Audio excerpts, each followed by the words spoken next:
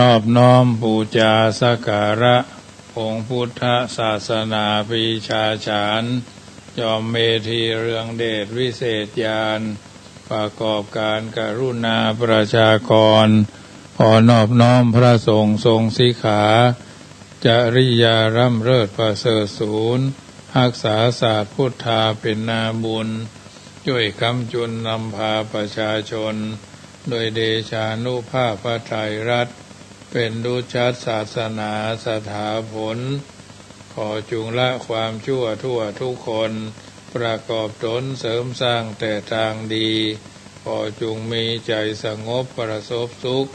นิราชทุกปรีเปรมเกษมศรีขอจุงเกิดความฮักสามัคคีฉันน้องพี่ทั่วกันนิรันดร์เทิน10 นิ้วกราบแนบใต้ไหว้สาปารมีธรรมในครูบาอาจารย์พระมหาเถรานุเถระท่านเจ้าคณะพระสังฆาธิการทุกรูปทุกตนขอความสุขความสวัสดีในธรรมะแห่งองค์สมเด็จพระสัมมาสัมพุทธเจ้าจงมีแก่บรรดาสาธุชนท่านผู้ฟังทุกท่านที่มีโอกาสเปิดเครื่องรับฟังรายการเสียงธรรมก่อนรับตาตั้งสถานีวิทยุ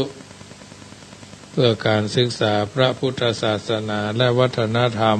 FM ความถี่ 104.50 เมกะเฮิรตซ์วัดฝายหินตำบลสุเทพอำเภอเมืองจังหวัดเชียงใหม่เมตตาในท่านพระครูสมุวิสุวัตรวรกิจโจท่านเจ้าวาดวัดฝายหินท่านผู้อำนวยการสถานีวิทยุคลื่น 104.50 แห่งนั้นเฟซบุ๊กไลฟ์สดส่วนแห่งปรริญญาเอกวัดราชดำเนินรายการบรรยายธรรมะโดยอาตมาภาพพระมหาประสิทธรรมาภินันโท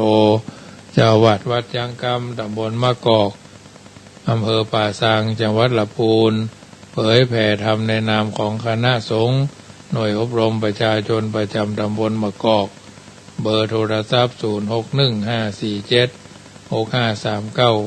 0615476539เป็นประจำเมื่อค่ำยามแลงหรือเมื่อค่ำยามคืนของแต่ละวัน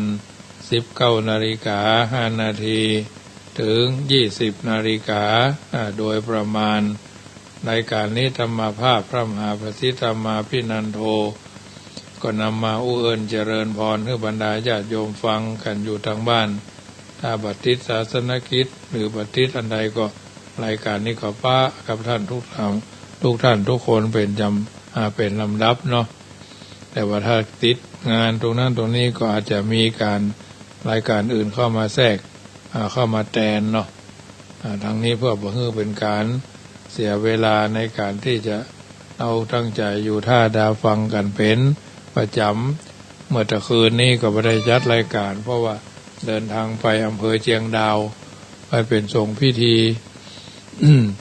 ในการจำเริญพระพุทธมงคลหรือพุทธคุณอบรมสมโภชพระพุทธรูปณวัดปางเฟืองตำบลปิงโค้งอำเภอเชียงดาวโดยการประสานงานของพ่อนานเจ็ดศรีหรือพ่อนานอินสมจะผู้พ่ออาจารย์วัดเจ็ดลีนพ่ออาจารย์วัด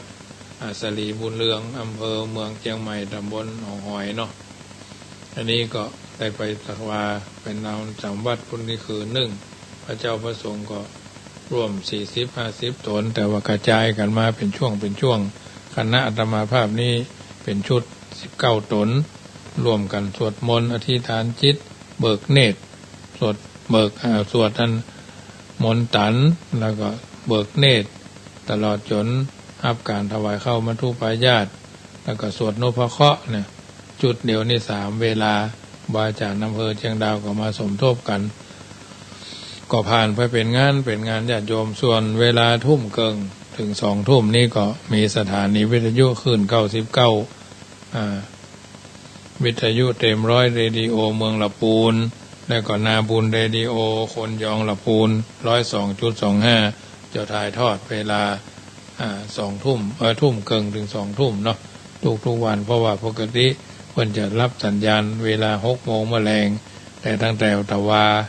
เป็นต้นมาเพิ่นก็เปลี่ยนเวลาเป็นการ รับสัญญาณเวลาทุ่มครึ่งเพราะมันมีข่าวเนาะเต็มร้อยเรดิโอ99เมืองลำพูนแล้วก็นาบุญเรดิโอ102.25คนยองละปูนบ้านโฮงอันนี้2คืนพร้อมกันเด้อเมื่อค่ำยามแรงของวันนี้ท่านทั้งหลายก็คงจะโดยมากก็จะพลิกถึงบ้านเพ่งจองแล้วอาตมาภาพเดินทางพลิกมาถึงวัดก็ประมาณเกือบ4 โมงเนาะเกือบ4 โมงเมื่อแรงแหวบ้านแม่พ่ออ้ายแม่แก้วลูนเพิ่นร่วมทำบุญพักไม้ไส้เครื่องปรุงอาหารต่ออันอย่างหลายๆอย่างเอามาแจกแจงแยกแยะแบ่งปันของดิบก็มีเนาะของบนห้องของเขียวก็มีนะเอามาแจกแจงแยกแยะใส่ตู้เย็นแบ่งเฉลี่ยกัน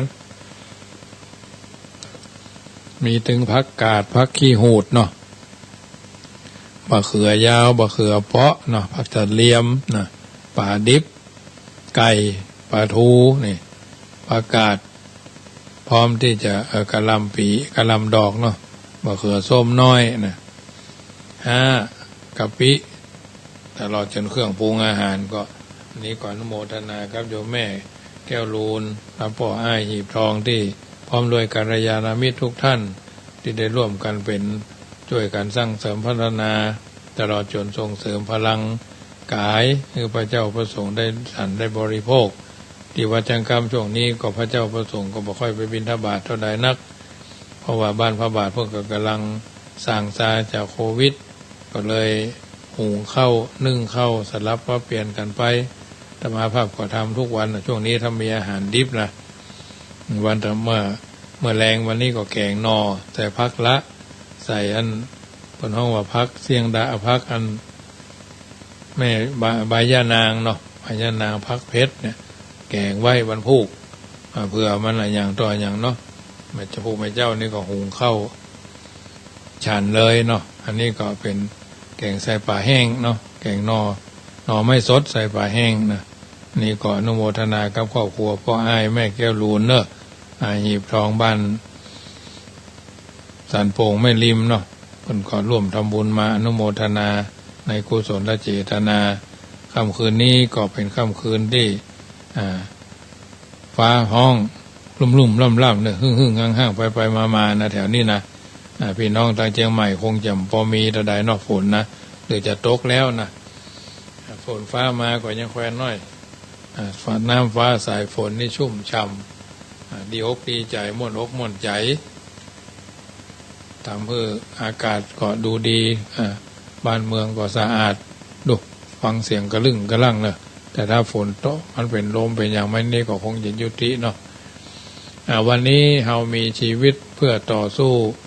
จงเป็นอยู่ด้วยความอดทนนะชีวิตคือการต่อสู้จงเป็นอยู่ด้วยความอดทนอดเปรี้ยวกินหวานอดสารใดซ่าอดเตื้ออด10 เตื้อเป็นเจ้าอด9 เตื้อเป็นพญาอดตลอดการก็จะเป็นคนที่มีมานะพยายามฝันฝ่าอุปสรรคถึงรักชัยเหมือนกันหมดนะเพราะฉะนั้นคำว่าชีวิตตามตัวหนังสือแปลว่าความเป็นอยู่หมายถึงความเป็นอยู่ของมนุษย์และของสัตว์แสดงกิริยาเคลื่อนไหวไปมาได้การที่มนุษย์จะมีชีวิตเป็นอยู่ได้จะต้องอาศัยปัจจัยบำรุงหล่อเลี้ยงปัจจัยที่จำเป็นโดยตรงของชีวิตคืออาหารได้แก่ข้าวปลาอาหารเป็นต้นและนอกจากอาหารแล้วยังมีสิ่งที่เป็นปัจจัยที่จำเป็นรองลงมาก็คือเครื่องนุ่งห่มที่อยู่อาศัยยารักษาโรคดังนั้นทุกคนจึงต้องดิ้นรนแสวงหาปัจจัยเครื่องดำรงชีวิตการดำรงชีวิตตั้งแต่ต้นจนอวสานคือตายจากโลกนี้ไปส่วนใหญ่ก็ดิ้นรนเพื่อความเป็นอยู่ผู้ที่สามารถดำรงชีวิตอยู่โดยตลอดและจะต้องอยู่ต่อสู้กับอุปสรรคปัญหานานาประการด้วยความมานะอดทนนักก็ต้องเอาเบาก็ต้องสู้ผลที่ได้รับก็คือความสำเร็จและความสุขตามพุทธโอวาทข้อที่ว่าความอดทนนำมาซึ่งประโยชน์สุข ความอดทนนำมาพึ่งประโยชน์สุขแม้จะมีปัจจัยบำรุงชีวิตอยู่แล้วก็ตามมนุษย์เราก็ยังต้องมีความจำเป็นที่จะต้องอยู่ร่วมกับมิตรญาติมิตรได้จะต้องไปมาหาสู่กับคนอื่นแต่มากมายการมีชีวิตอยู่ร่วมกับคนอื่นมีความจำเป็นที่จะต้องปรับปรุงแก้ไขตัวเองเพื่อวางตัวให้เหมาะสมกับสังคมการวางตัวให้เหมาะกับสังคมไม่ใช่เป็นเรื่องที่ทำได้ง่ายจะต้องอาศัยคุณธรรมหลายๆข้อหลายๆตอนหลายๆขั้นมาประกอบกันเพียงปัญหาที่จะอยู่อย่างใด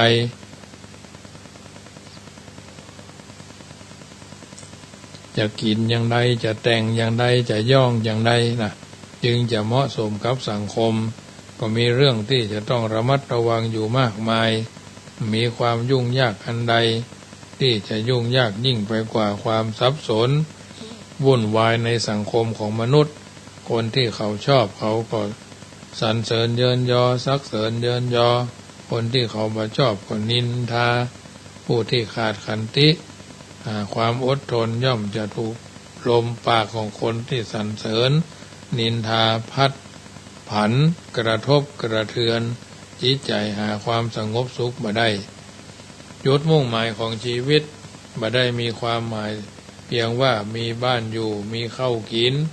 มีชีวิตอยู่ไปวันๆเท่านั้นสาระประโยชน์ของชีวิตอยู่ที่การทำความดีดังที่พระพุทธเจ้าตรัสไว้ว่าคนมีชีวิตอยู่100 ปีแต่เป็นผู้อยู่ด้วยความประมาท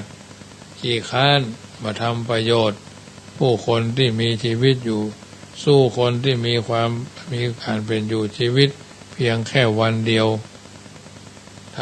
แต่ทำประโยชน์มาได้นะสู้คนที่มีชีวิตอยู่เพียงวันเดียว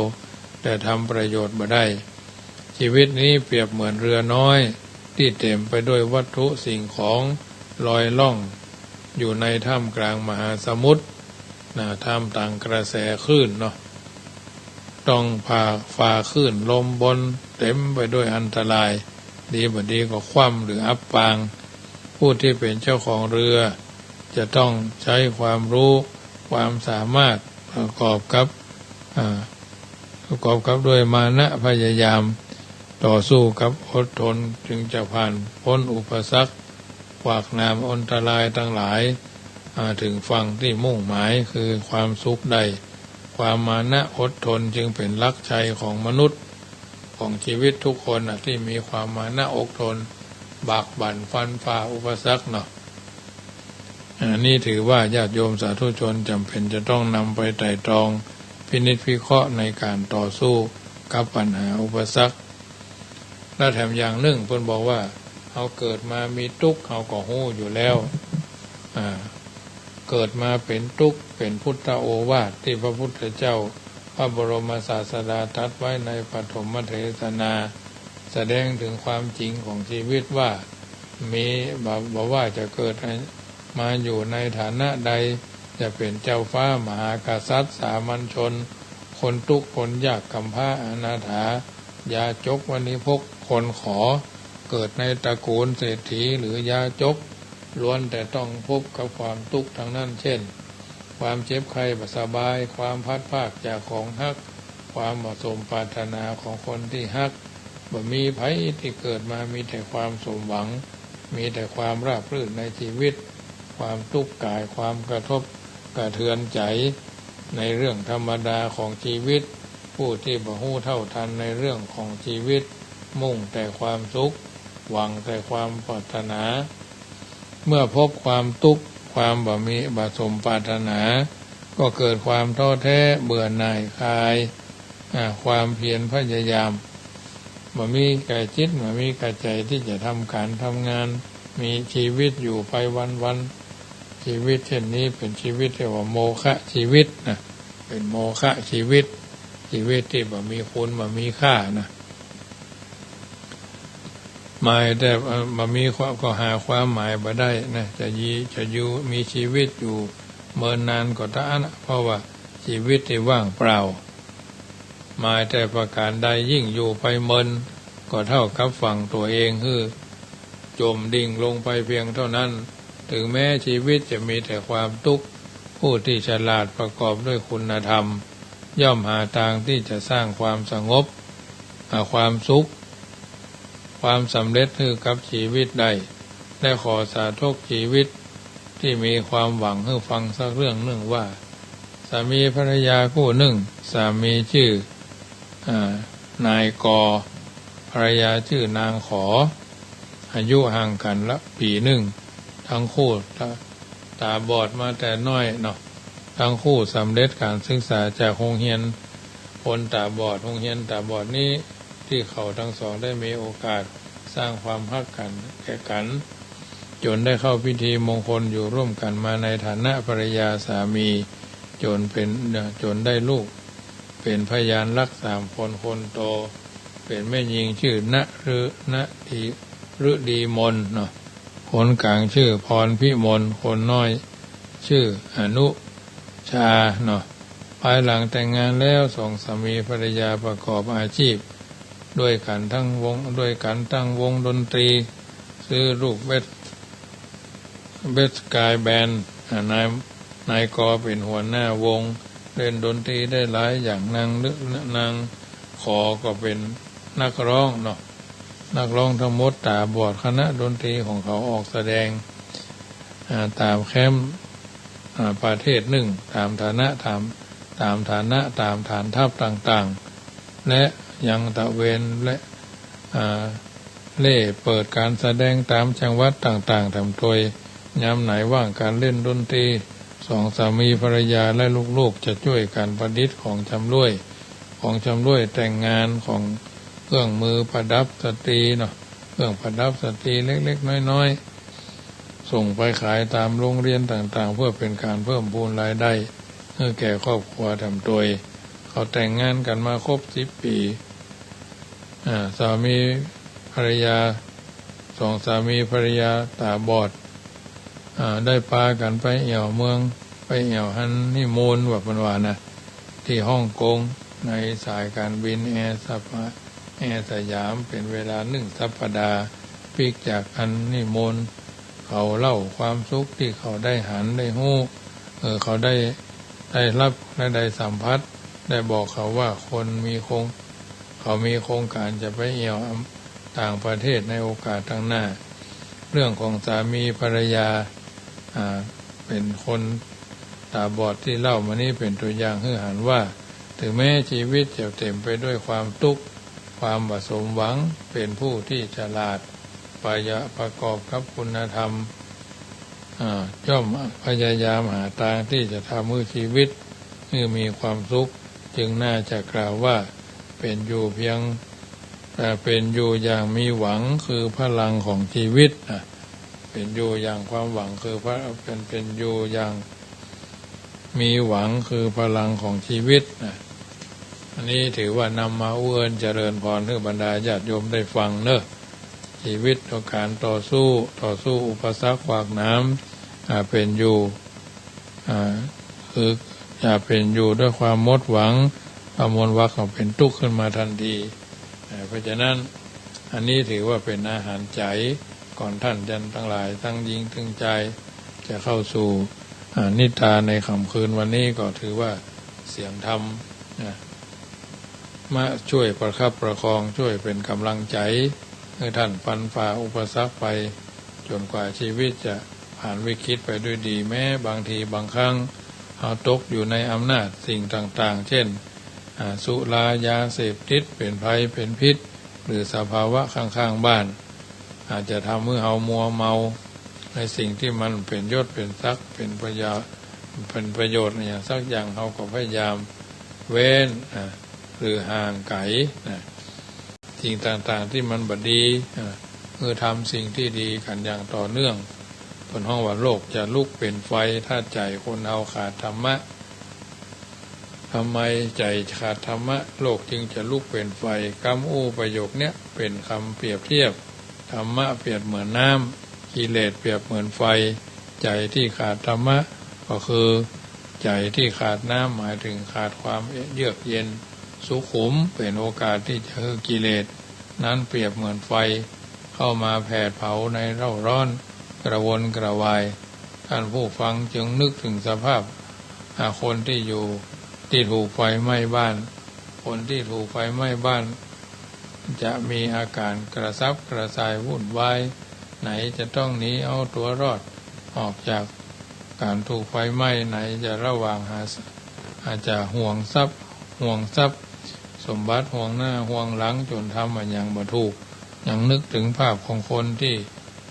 คือคนที่ถูกภัยเนาะคือภัยคือสงครามคุกคามบ้านเมืองยิ่งจะหันความเดือดร้อนวุ่นวายหลายเท่าอย่าเอาหันที่ประเทศบ้านเพื่อนบ้านเฮานะสหภาพพม่าหรือประเทศเมียนมาเนาะจนมีการยิงกันชนกลุ่มน้อยเนี่ยวุ่นวายละวุ่นละวือเนี่ยโลกจะลุกเป็นไฟเพราะใจขาดธรรมะอันนี้เป็นเรื่องที่น่าพิจารณาตามเหตุตามผลเพราะเหตุแห่งภัยที่แท้จริงก็คือกิเลสความโลภความโกรธความหลงที่เกิด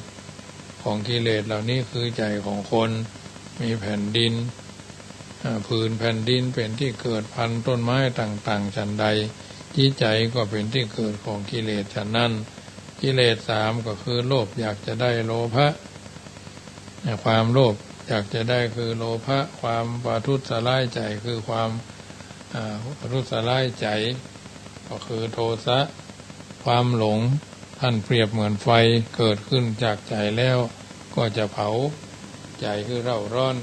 ความโลภเมื่อเกิดขึ้นทำให้จิตใจกำเริบมาหูจักปอทำให้เกิดความมืดมนพอบาหันคุณหันโทษขาดความละอายแก่ใจเมื่อความโลภความงามแล้วทำให้ลืมความเป็นมิตรและลืมต่างๆลืมทุกๆอย่างนอกจากทำตามอำนาจความโลภจุดจบของความโลภคือความชิบหายดังคำพังเพยที่ว่าโลภมากลาภหายความโกรธเมื่อเกิดขึ้นก็คือโทษแก่เช่นเดียวกันกับความโลภก็คือแสดงอาการรุนแรงเล่าร้อนที่ยิ่งกว่าความโลภก็คือมีอาการเกรี้ยวกราดดุร้ายขาดความยับยั้งชั่งใจสามารถจะประหารสัตว์และคนได้ทุกชนิดขวางหน้าฆ่ามดขวางหน้ายิงมดขวางหน้ายับมดเนี่ยแม้แต่บุคคลผู้มีพระคุณต่อชีวิตของเขาก็คือพ่อคือแม่ของตัวเขานั่นเองเนี่ยนะความโกรธเกิดขึ้นก็มีการวู่วามเนาะโวยรวดเร็วว่องไวเหมือนไฟในน้ำมันคนที่ทำความชั่วเพราะความโกรธจะทำให้อารมณ์ชั่ววูบว่ากว่าจะได้รู้ตัวก็มักจะสายเสียแล้วโมหะความหลงเท่ากับความมืดเป็นเหตุเป็นเหตุพาให้ใจเดินทางผิดทางที่ดีมีประโยชน์ไม่ยอมเดินคือไม่ยอมคิดสิ่งที่ดีที่เป็นมงคลชอบหาโทษหาตาชอบหาอบายมุขต่างแห่งความเสื่อมกลับไปนิยมชมชอบอ่านต่างที่มีคุณเช่นการทำงานหรือการถือทานรักษาศีลเป็นเรื่องที่น่าเบื่อหน่ายยิ่งการทำความดีเพื่อหนีทุกข์ยิ่งมองบาหันยิ่งพอบาหันเนาะชาวโลกวุ่นวายเดือดร้อนประเภทหนึ่งว่าถูกไฟเผาก็เพราะว่ากิเลสทั้ง3อย่างเนี่ยจึงควรพิจารณาให้หันโทษของกิเลสและคุณธรรมและคุณของธรรมะว่าโลกจะวุ่นวายเพราะอาศัยธรรมะเป็นต้นญาติโยมสาธุชนท่านผู้ฟังทั้งหลายที่กำลังติดตามฟังรายการเสียงธรรมก่อนรับตาถ้าเมื่อแรงนี่เป็นเสียงธรรมนำสุขทุ่มถึง2 ทุ่มนี่เป็นเสียงธรรมก่อนรับตาวิทยุเต็มร้อยเรดิโอก็คงรับสัญญาณแล้วเนาะ 99.00 เนาะลองถ้ารับสัญญาณได้ลองโทรมาเนอะพี่น้องทางฟังในเมืองลำพูนเต็มร้อยเรดิโอโทรเข้ามาเช็คพอหรอถึงปกติจัด6 โมงถึง7 โมงเนาะเมื่อค่ำเดี๋ยวนี้เปลี่ยนเวลาตั้งแต่วาละเต็มร้อยเรดิโอ 99.00 เมืองลำพูนโทรศัพท์เช็คมากันเนอะ ถ้าฟังอยู่พี่น้องทางบ้านโฮงนาบุญเรดิโอคนยองละปูน102.25บ้านโฮงเนาะ2คลื่นพร้อมกันเป็น3คลื่นถึงวัดฝ่ายหินเนาะอันนี้เพิ่นก็ทำเพิ่นเอาว่าฮับลิงสัญญาณพร้อมกันเปิดอยู่เอวเหมือนกันเด้อพี่น้องทางละปูน99เรดิโอเต็ม100เรดิโอ99เมกะเฮิรตซ์เนาะ FM 99เมกะเฮิรตซ์นาบุญเรดิโอ102.25คนยองละปูนอันนี้เริ่มถ่ายตั้งแต่ตะวาคือวันเนี้ยเวลา 19:30 น.ถึง2 ทุ่มเนาะถึง2 ทุ่มเป็นรายการที่ถวายเวลาปกตินี่6 โมงมาแรงถึง7 โมงพร้อมกันแต่เปลี่ยนสัญญาณเปลี่ยนเวลามาเป็นเวลาทุ่มเกินถึง2 ทุ่มก็คงฮับแล้วเนาะทางนี้ทางนั้นในการดำเนินชีวิตของเราท่านทั้งหลายอย่างถูกต้องท่องแท้เป็นกิจกรรมที่ต่อเนื่องเฟื่องฝ่ายเพราะฉะนั้นรายการเสียงธรรมนำสุขรายการเสียงธรรมก่อนรับตาเป็นธรรมะล้วนๆนำมาอุเอิญเจริญพรให้บรรดาญาติโยมที่อยู่ทางบ้านฟังกันไปเป็นอาหารใจก่อนจะรับจะนอนก็ดีวันๆตั้งเตื้อนี่เราเจอปัญหาอุปสรรคปากน้ำตรงนั้นตรงนี้นะทำเมื่อเราบางเตื้อก็ท้อแท้เรามีอาหารใจยังแขวนน้อยทำเมื่อเรากล้าต่อสู้ฟันฝ่าอุปสรรคเพราะฉะนั้นต้องเข้าใจชีวิตว่าทุกสิ่งทุกอย่างมันมีอุปสรรคทั้งนั้นอุปสรรคคือยาชูกำลังใจพยายามเดินทางไปสู่จุดประสงค์และเป้าหมายอย่างที่เราท่านทั้งหลายปรารถนาคือความสุขกายสุขใจทุกคนทุกท่านเป็นผู้ที่มีการดำเนินชีวิตของเราอย่างถูกต้องท่องแท้อยู่แล้วนะสร้างผลเฮาว่าสร้างสิ่งดีเฮาก็เป็นมงคลสร้างสิ่งบ่ดีก็เป็นอว่ามงคลหนีอันยังก็หนีได้แต่หนีกรรมบ่ได้เพิ่นบอกว่า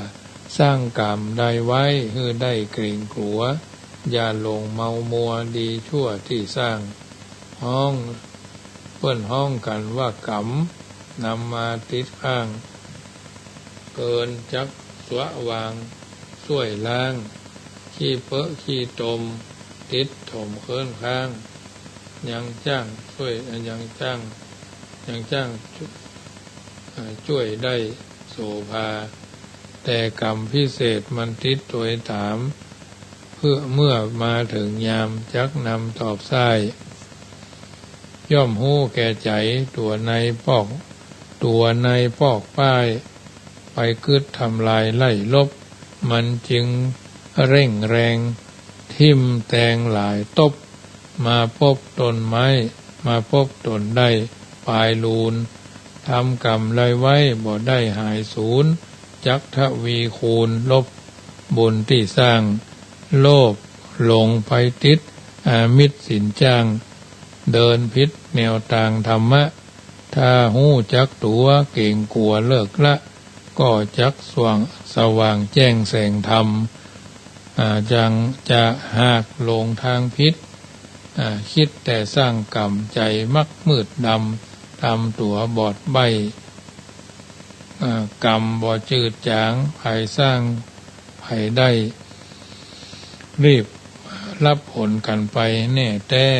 ถึงบ่มีไผตัดกรรมได้แป้ยากนักจักแป้ยากนักจะแก้กรรมเลวเหมือนดังลงพิษตกลงก้นเหี่ยวกว่าจักย้อนเตียวหันนายากใบลงป่าไม้ตันยาวสั้นไก่ใกล้ยังย้อนกลับไปง่ายล้ำลงจิตลงใจได้ทำกรรมซ้ำเหมือนหลงติดทำนานเนาเพราะหลงโลภนั้นมันบังโง่เขาหลงติดมัวเมาเอาตัวบ่ปนระวังกรรมมาตำติดก้นจักทุกข์เรรนเดือดร้อนทำอย่างอันใดจักพิกาบย้อนติดตามมาค้อนตีลูนจักติดตามมาค้อนเมื่อลูนอันนี้ เพิ่นเฮาวันนี้อันยังก็หนีบ่ได้วิ่งฮือโวยเข้าไว้จะหนีพ้นแต่หนีกรรมอันเกิดจากการกระทำของเฮานั้นหนีไม่พ้นนะเพราะฉะนั้นญาติโยมท่านผู้ฟังทั้งหลายจงนำมาพิจารณาในการปรับใจการดำเนินชีวิตของเราทุกคนทุกท่านเนาะถ้ามีหลักเกณฑ์มีหลักการมีหลักแหล่งมีหลักธรรมเดือนสี่เพ็งเปิ่นตาลเข้าจีเข้าล้ามหลายวัดหลายวาก็ทำหลายวัดหลายวาก็ไม่ได้ทำหรืออาจจะทำก่อนเนาะอาจจะทำก่อนก็นี้ก็ถือว่าส่วนที่ดีส่วนที่เป็นมงคลกับตัวกับตนทุกคนทุกท่านได้นำเอาสิ่งที่ดีที่งามไปแล้วนำไปพิจารณาการดำเนินชีวิตโลกตามความหมายของพระพุทธเจ้าโลกกธรรมนามธรรมต่างๆเหล่านี้โลกภายในอยู่ภายในจิตอยู่ภายในใจมีความทุกข์มีความดับทุกข์ทางธรรมะเพิ่นถือว่าโลกในที่นี้คือสิ่งที่เฮารู้สึกได้ทางตาสิ่งที่เฮารู้สึกได้ทางหูสิ่งที่เฮารู้สึกได้ทางหูดังสิ่งที่เฮารู้สึกได้ทางลิ้นสิ่งที่เฮารู้สึกได้ทางผิวหนังสิ่งที่เฮารู้สึกได้ทางจิตใจนั่นแหละคือโลกกลมๆเลยนะมันเข้าไปอยู่ในร่างกายของเฮาได้อย่างสบายเพราะมันเป็นความรู้สึกแต่เป็นความรู้สึกที่รู้สึกทั้งหมดหาทางทุกวิถีทางที่จะฟันฝ่าอุปสรรคขวากหนามผ่านพ้นวิกฤตไปด้วยดีถ้าเฮารู้จักใจมันเนาะรู้จักใจมันรู้จักแยกแยะมันเนาะมีฉะนั้นจึงเป็นทุกข์หรือดับทุกข์จะต้องเป็นเรื่องภายในจะเป็นโลกหรือความทุกข์ทางในจะเป็นดับทุกข์หรือดับโลกก็ต้องดับข้างในเดี๋ยวนี้เราสนใจแต่เรื่องโลกภายนอกเราเฮียนแบบที่เขาเขียนฮือละอ่อนเฮียนฮู้กันแต่เรื่องโลกผิวโลกแผ่นดินโลกอย่างนี้ทั้งหมดโลกของพระพุทธเจ้าท่านบ่ได้หมายถึงสิ่งเหล่านี้ท่านหมายถึงความรู้สึกทางตาทางหูดังทางลิ้นทางกายทางใจที่เข้าไปอยู่ทางในโลกนั้นคือสิ่งที่รู้สึกทางตาทางหูดังทางลิ้นทางกายทางใจสมมุติว่าเฮาบ่มีตาบ่มีจมูกบ่มีลิ้นบ่มีกายมีใจแล้วโลกไหนๆก็บ่มีโลกแผ่นดินก็นี้ก็บ่มีโลกดวงอาทิตย์โลกดวงจันทร์โลกไหนก็บ่มีถ้าเฮาบ่มีตามีหูดังบ่มีลิ้นบ่มีกายมีใจฉะนั้นเมื่อเฮามีตามีหูมีหูดังมีลิ้นมีกายมีใจอันยังก็ปรากฏมาสัมผัสมารู้สึกอยู่ที่ตาที่หูดังที่ลิ้นที่กายที่ใจคือโลกสำหรับเฮาโลกนี้มันซึมซาบเข้าไปอยู่ในภายในเนาะจิตใจเพิ่นเฮาว่าโลกภายหน้าเฮาจึงบ่ฮู้จักเฮาฮู้จักแต่โลกข้างนอกซึ่งเกลื่อนกลนเกลื่อนกลาดอยู่แล้วก็บ่ฮู้ดีบ่ฮู้จักจริงไปหลงฮักหงจังยึดมั่นถือมั่นจนเกิดความทุกข์ก็ยังบ่ฮู้จักถ้าฮู้จักถึงแม้ฮู้จักก็ถือว่ายังฮู้จักในทางที่มันบ่ค่อยเป็นประโยชน์เท่าใดนักเนาะอันนี้ถือว่าการดำเนินชีวิตของเราเป็นสิ่งที่จำเป็นจะต้องทำความเข้าใจถูกต้องท่องแท้สมคุณสมค่าที่เราอยู่ในสังคมแห่งการอยู่ร่วมเนี่ยจะต้องนำไปปรับใจในการดำเนินชีวิตจึงจะสมคุณสมค่าที่ว่าเราอย่ามีโลกชนิดไหนอย่ามีการปรุงแต่งมันก็มีแต่ความดับเย็นเป็นนิพพานคือออกจากป่านะพระนิพพานที่ห้องดูข้างในดูปรากฏแก่ใจภายนอกก็คือถ้าเราออกจากโลภจากโกรธจากหลงแล้วเราก็สามารถฟันฝ่าอุปสรรคได้เรื่องสุขเรื่องทุกข์เรื่องโลกเนี้ยโลกหน้าโลกนี้โลกหน้าที่เราเข้าไปอยู่ในจิตใจนั้นเป็นสันทิฏฐิโกเป็นอาการิโกประจำกัดเวลา มันจะทำทีจะมีทันทีที่มีการปรุงแต่งแล้วมันก็จะเป็นเอหิปัสสิโกเนาะท่านจงมาดูได้จริงๆเพราะมันมีคือดูมีคือพอเพราะมันมีอยู่ในใจฉะนั้นพระนิพพานที่เฮาห้องกันมาดูนั้นมันจึงต้อง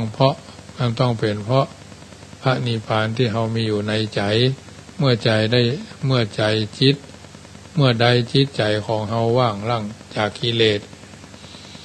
มีกิเลสรบกวนก็มีพระนิพพานอยู่ในใจเฮาห้องเพื่อนมาดูนี่ความนิพพานอยู่ที่ใจคือว่างจากกิเลสถ้าจะนิพพานกันตอนต่อตายแล้วนิพพานว่าเหมือนหมื่นชาติแสนชาติและเรียกว่าไผมาดูในที่ไหนอันนี้มันจะบ่มีอย่างคือดูมันบ่ฮู้จะห้องอย่างมาดูที่นี้และบัดเดี๋ยวนี้เป็นต้นโลกมีเพียงรูปเสียงกลิ่นรสโผฏฐัพพะและธรรมารมณ์บ่เมินบ่จ้าบ่ว่ากี่อาสงไขยอย่างบ่ฮู้กี่แสนกี่หมื่นกี่ล้านกี่อาสงไขยอย่างคนอย่างที่เฮาซึกกันมีแท้เพียงแต่6 อย่างมันเหลือเพียงอย่างเดียวก็คือเป็นอารมณ์ต่างนอกเป็นปรากฏ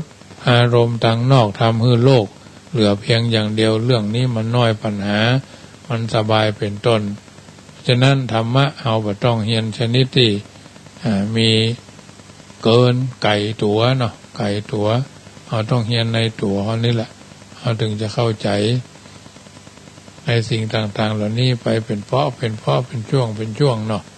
บางอย่างต้องใช้เวลาบางอย่างก็ต้องใช้มีโครงการมีเวลามีโครงการแรงความสัมพันธ์ของคนสองคนแรงเป็นสิ่งที่ทำเมื่อเอาท่านทั้งหลายฟันฝ่าอุปสรรคไปเป็นช่วงไปเป็นเพราะแต่ละเตือกแต่ละครั้งแต่ละโอกาสจังหวะเวลาสังคมมนุษย์เท่านั้นอยู่ในสังคมแห่งการอยู่ร่วมมีเพิ่นบอกว่าสังคมจะเป็นธรรมเพราะไม่เหยียบย่ำคนอื่นตะกี้เรื่องบาปเรื่องทุกข์เรื่องสุขธรรมะบทบรรณาการว่าความมุ่งหมายเพื่อทุกคนพิจารณาที่มาของความเป็นธรรมช่วยเหลือกันสร้างความเป็นธรรมให้เกิดแก่ในสังคมแต่ว่าบอกว่าวัดบ้านโรงเรียนเนาะความเป็นอยู่ของมนุษย์ในโลกนี้ย่อมมีความเกี่ยวข้องกันในฐานะที่เป็นพี่เป็นน้องกันพ้องเป็นมิตรกันพ้องความเกี่ยวข้องกันเป็นเหตุให้ได้ไปมาหาสู่เพื่อจะได้ฟังคนจะได้เพิ่งพาอาศัยกันคนมีคุณธรรมย่อมแสดงอัธยาศัยเสียสละคือแสดงความเอื้อเฟื้อเจือจานช่วยเหลือซึ่งกันและกันตรงกันข้ามแต่ก็มีนิสัยพาลสันดานชั่วกับมีความเป็นเกี่ยวข้องกันนั้นประกอบประโยชน์ให้แก่ตนโดยบ่คำนึงถึงความเดือดร้อนเสียหายของคนอื่นบอกว่าแดนไหนในมนุษย์ต้องการความเป็นธรรมด้วยกันทั้งนั้นบ้านวัดโรงเรียนในสนามรบในสนามกีฬาในโรงในศาลมีแต่คุกตารางร่วมแต่เรียกร้องหาความเป็นธรรมยิ่งในสมัยประชาธิปไตยเช่นสมัยปัจจุบันนี้การเรียกร้องขอความเป็นธรรมของประชาชนยิ่งหันได้ชัดมากขึ้นแต่เป็นที่น่าเสียดายที่การเรียกร้องขอความเป็นธรรมนั้นมักจะพอหันแก่ความบ่เป็นธรรมของคนอื่นพอบหันความบ่มีเป็นความบ่เป็นธรรมของตัวเองเช่นลูกพอความบ่มีคุณธรรมของพ่อแม่หันว่าพ่อแม่จะต้องรับผิดชอบเลี้ยงดูอุปการะทุกอย่างเพราะพ่อแม่ก็คือผู้ทำให้ลูกบ่าวลูกสาวเกิดออกมาจำเป็นที่ลูกจะต้องไปกึศถึงบุญคุณหยังนี่เนาะการเป็นเรื่องของพ่อของแม่ลูกมีหน้าที่เพียงเป็นผู้รับเท่านั้น ลูกศิษย์อ่านความมาเป็นธรรมของครูบาอาจารย์อ่านว่าการที่ครูจะมาเรียกร้องเอาบุญเอาคุณจากศิษยานุศิษย์ความมาเป็นธรรมความเป็นครูสอนพิเศษเอาความเป็นครูสอนศิษย์ก็ได้สินจ้างรางวัลอยู่แล้วเรียกเรื่องอะไรอย่างที่จะมาให้ศิษย์คิดถึงบุญคุณครูเนาะมนุษย์ปัจจุบันส่วนมากพอหันความดีอยู่ที่วัตถุเมื่อทำมันยังลงไปได้ผลตอบแทนเป็นวัตถุแล้วก็เป็นอันเสี่ยงสุดการเพียงแค่นั้นถ้าไผทำมันยังแบบได้รับผลตอบแทนถือว่าบ่ได้รับความเป็นธรรมเป็นฝ่ายเสียเปรียบแต่ละคนจึงพยายามทำตนเป็นฝ่ายรับไม่ยอมเป็นฝ่ายฮื้อจึงหาความเป็นธรรมดาเป็นธรรมได้ยากชาวโลกจึงเดือดร้อนวุ่นวายแท้ที่จริงความเป็นธรรมแนวความเป็นธรรมเกิดมีได้เพราะความหันใจและความเข้าใจกันรู้จักเปรียบเทียบหัวข้อหัวอกเขาหัวอกเฮาเช่นลูกกึศเปรียบเทียบว่าถ้าเฮาเป็นพ่อเป็นแม่เฮาจะทำอย่างใดลูกศิษย์คิดว่าถ้าเฮาเป็นครูบาอาจารย์พ่องเฮาจะทำอย่างใดการเรียกร้องขอความเป็นธรรมจากคนอื่นด้วยการเหยียบย่ำทำลายหรือด่าว่าเสียดแทงเสียดเหยียดหยามกระหน่ำซ้ำเติมคนอื่นจะได้รับความเป็นธรรมได้อย่างใดเปรียบเหมือนน้ำฮ้อนโกรธไปรดมันทำน้ำฮ้อนน้ำกัดไปหดต้นไม้จะได้ดอกได้ผลได้ฉะไหนพุทธเจ้าตรัสว่าผู้ปูจาย่อมได้รับการปูจาตอบผู้ไหว้ย่อมได้รับการไหว้ตอบโดยนัยยะแห่งพระพุทธโอวาทนี้แสดงความว่าผู้ที่ด่าเขาย่อมได้รับความทุกข์ตอบแทนผู้ประหารเขาย่อมได้รับการประหารตอบแทนดังนั้นผู้หวังความเป็นธรรมแต่เหยียบย่ำคนอื่นจะได้รับความเป็นธรรมตอบอย่างที่ไหนมองกันในแง่ดีสามัคคีจะยั่งยืนชีวิตจะราบรื่นเพราะมีพื้นการศึกษาดีรายการเสียงธรรมก่อนรับตา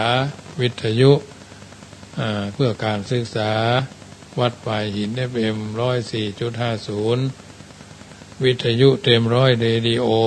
99.00 เมืองละปูนท่านทั้งหลายที่ฟังอยู่ละปูนลองโทรศัพท์เช็คมาได้เนอะ0615476539 0615476539แถมสถานี1ก่อนนาบุญเรดิโออำเภอบ้านโฮง 102.25 ญาติโยมที่ตามฟังกันแล้วก็โทรศัพท์ทักทายกันเข้ามาเนอะ0615476539 0615476539พี่น้องทางเวียงหนองล่องปรากฏว่าฝนตกฟ้าห้องอย่างแรงว่าพุทธาก็ขอเป็นกำลังใจให้ทุกท่านเนอะที่อยู่ทางบ้านทางจังกำนี่ก็มีประปรายเนอะกระลึ่งนะกายหัวไปกายหัวมาอยู่บนเนี่ยญาติโยมเมื่อคืนนี่ก็เอาสัก5แล้วจะได้เย็นชุ่มฉ่ำเชียงดาวก็ฝนตกเรียบร้อยแล้วก็เย็นตะคืนนี่นะเพราะฉะนั้นรายการยาก็เอาไปถวายให้แล้วเนอะเรียบร้อยไปละทางเฟซทางไลน์ก็มีพี่น้องช่างคืนโยมแม่ย่าน้องพัดลมโยมอุบาสิกาเรือนแก้วแย้มแก้ววันนี้เพื่อนไปเหี่ยวต้งหัวจ้างเนาะเจ้าท่านอาจารย์มหาวิษณุโทรศัพท์ไลน์เข้ามานี่ปรากฏว่าอาตมาภาพมาได้อยู่วัดไปเมืองฝางท่านตะว่าพิกวันเนี้ยไปเป็นพระสงฆ์พิธีจำเริญพระพุทธมงคลเสกซ้อมยอมยศพุทธปฏิมาประจำวัดพระเจ้าประธานนะพระเจ้าประธานวัดทรงจักรพรรดิเนาะก็เป็นที่ละเมาเอาใจการผ่านไปด้วยดีเนาะเมื่อค่ำยามแรงของวันนี้โทรศัพท์ทักทายกันเข้ามาเนอะอาตมาภาพก็อธิบายญาติโยมฟังตะคืนนี้ตึงหนาวตึงปดท้อนักแก่เจอเย็นเนาะไม่ได้เปิดแอร์นะแล้วเมืองเชียงดาวนี่ถือว่าเย็นที่สุดละกลางวันมาก็อุ่นแรงมาก็เย็นแต่ไม่นะวันนี้ก็ถือว่าเป็นส่วนหนึ่งเนอะที่ได้นำมาเอื้อนเจริญพรลองโทรศัพท์ทักทายกันเข้ามาเนอะ เต็มร้อยเรดิโอเมืองละปูนก็ดีนาบุญเรดิโอนาบุญเรดิโอคนยองละปูน102.25บ้านหงโทรเข้ามาเนอะเจริญพรจ้าไว้เจ้ามาถึงกี่โมงจ้าเนี่ยให้ฟังอย่างนั้นเดี๋ยว3 โมงปลายแม่เราจะทำบอลออกแบบจ้ะมันพูกแล้วมันพูกไปเต็มที่เจ้าฝนมีก็เรดิโอกินนาวบอกค่อยได้ยินเลยนั้นไม่เปิดนะเนี่ยเปิดแอปน่ะไม่แรงเดียวเนี่ยชั่วโมงเดียวเนี่ยที่เปิดเรามีเลยนะมันเป็นโฆษณาอย่างทางตลาดนี้เปิดเต็มร้อยก็เต็มร้อยก็นาบุญเจ้าเลยเปิดแอปได้ยินอยู่นะเจ้าโมทนา0615476539พี่น้องฟังเต็มร้อยเรดิโอเนาะนาบุญเรดิโอเมืองละพูนกับแม่บ้านโฮงเนอะแล้วเพิ่นช่วงกลางคืนนี่จะได้มีอันเพิ่นเฮาว่ามีแฟนคลับว่าจ๊ะช่วงทุ่มครึ่งถึง2 ทุ่มปกตินั้น6 โมงถึงทุ่มเนาะปรากฏว่าเพิ่นขอเวลาถ่ายทอดสดข่าวเนาะก็เลยต้องจัดรายการช่วงทุ่มครึ่งถึง2 ทุ่มเฉพาะ2 คืนนั้นแล้วก็วัดฝ่ายหินนี่ทุ่ม5 นาทีถึง2 ทุ่มได้เวลามาท่านพระครูสมุวิสุวัตรถวายเวลาให้แล้วก็เต็มที่ค่ำคืนนี้ก็คิดว่าอาตมาภาพไปทำบุญสุนทรทานไปเลี้ยงกาแฟไปเอายาประยุกต์เอายาไปถวายจิไฟหลัวหิ่งพระเจ้าไปเรียบร้อยบุญทั้งหลายที่เราได้ร่วมกันก็พอน้องว่าบุญสัมพันธ์เนาะบุญสัมพันธ์ไปตรวจโนโกห้องก็มาเป็นที่สบายใจเหมือนกันเนอะค่ำคืนวันนี้ก็คงจะมีไผ่โทรมาแล้วเนาะแต่มาภาพก็ออกรายการไปก่อนตั้งบนหัวนี่ก็ตึ้งตั้งฟ้าห้องฟ้าคางในญาติโยมเอ๋ยก่อนนำรายการจะท่านไปก็ขอฝากธรรมะเตือนจิตสุภาษิตเตือนใจเนอะที่ท่านกล่าวเอาไว้ว่าประตูวัดด้านหน้าเปิดกว้างคือเส้นทางนักบุญหนุนไหว้สาทุกวันศีลวันพระภาวนาเกิดชาติหน้าชาติไหนขอให้รวยเป็นความหวังชั้นต้นบนพื้นฐานกิจการอันใดไปได้สวยเห็นสิ่งอันหนุนนำเอื้ออำนวยหากบุญช่วยเร็ววันคว้าทันทีประตูวัดด้านหลังนั้นไซโชว์ให้เห็นหนุนกลางเต็นท์ลายรอบขอบวิถีญาติโกโหติกามาพิธีธรณีกันแสงเสียดแทงในเสียงพระเทศบรรยายธรรมทุกค่ำเช้าเทศนาธรรมแนวสอนทุกตอนให้สำนึกสังวรเตือนสอนใจหากมีใครหนีพ้นบนตะกอนเห็นกันอยู่ทุกวันใยพันจากใยวุ่นพรากอายุไขหนีไปก่อนญาติพี่น้องห่วงหาอาลัยวอนพร่ำอวยพรสั่งส่งใจให้ไปให้ดีค่าของคนปรากฏงดงามยิ่งสรรพสิ่งใดๆในโลกนี้หายั่งยืนโดดเด่นเป็นไม่มีคุณความดีเท่านั้นนิรันดร์การรายการเสียงธรรมะก่อนรับตาประจำเมื่อค่ำยามคืนของวันอังคารวันนี้คืนนี้อาตมาภาพก็ขอน้อมนำเอาสัจธรรมคำสอนมอบมาเป็นปฏิพรกับบรรดาญาติโยมสาธุชนที่ฟังอยู่ทางบ้านว่าอย่าต่อสู้กับเคราะห์อย่าทะเลาะกับกรรมเริ่มทำแต่ความดีคำแนะนำที่ดีไผจะแนะนำว่าสำคัญเหมือนทองคำแม้จะอยู่ในมือของยาจกวณิพกคนขอก็ยังเป็นทองคำอยู่ดีก้าวแรกก้าวต่อไปสำคัญพอๆกันหากขาดก้าวใดก้าวหนึ่งชีวิตจะถึงเป้าหมายบ่ได้เลยมีสิ่งใดในโลกที่คนหนึ่งเคยทำแล้วคนหนึ่งจะทำบ่ได้ฉะนั้นค่ำคืนนี้ก่อนจะรับจะนอนขอไหว้พระนบธรรมเมื่อเรียบร้อยนึกถึงบุญกุศลที่ทำมาตั้งแต่เจ้า ถึงเข้าสู่นิพพานรัตนัตยานุภาเวนะรัตนัตยเตจสาพุทโธบังซ้ายธัมโมบังขวาสังโฆบังกายาอะระหังบังเกสาอะระหังพุทโธนะโมพุทธายะท้ายที่สุดนี้ขอเจริญพร